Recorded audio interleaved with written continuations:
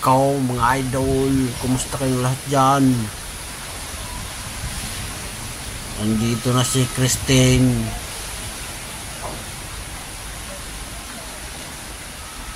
Ayan, tinumbay mga kay mga papaya. Yung mga saging dun halos ubos na.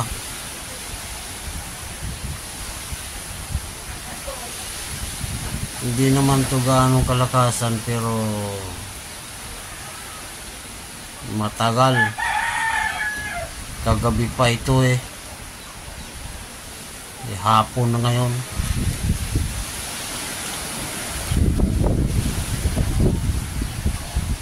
Mabagal yung usad ng bagyo na ito. Kung ito malakas tapos nasintruhan, yung mga nasintruhan ito ngayon, aba,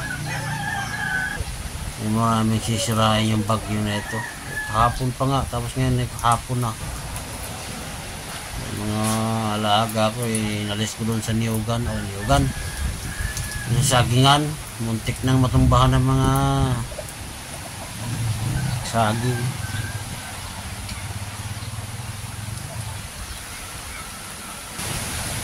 Bukod sa mabagal siya, umusad, malakas ang ulan.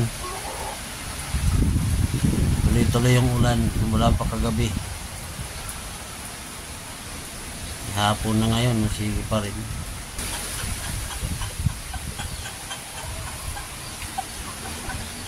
Halos ubusin nyo aking saging doon, no? Kunti na lang natira.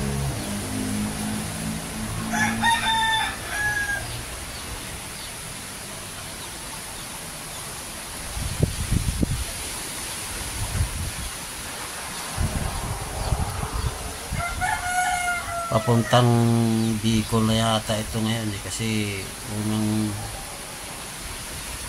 update dun sa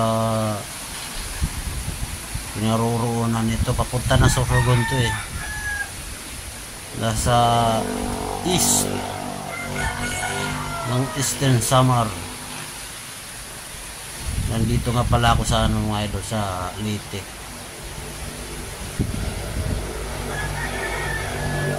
Medyo humaging light to sa Leyte, sa dagat nagdaan. Nasa siya sa east ng Eastern Samar.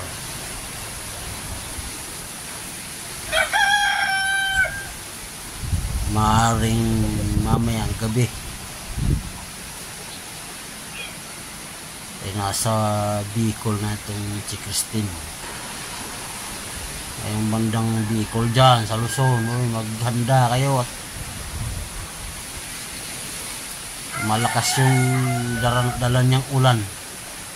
Tuloy-tuloy yung ulan, walang tigil. Tignan muna natin yung update mga idol dito sa bagyong Christine na ito. Malapit na rin tumigil siguro dito, papunta na ito Bicol.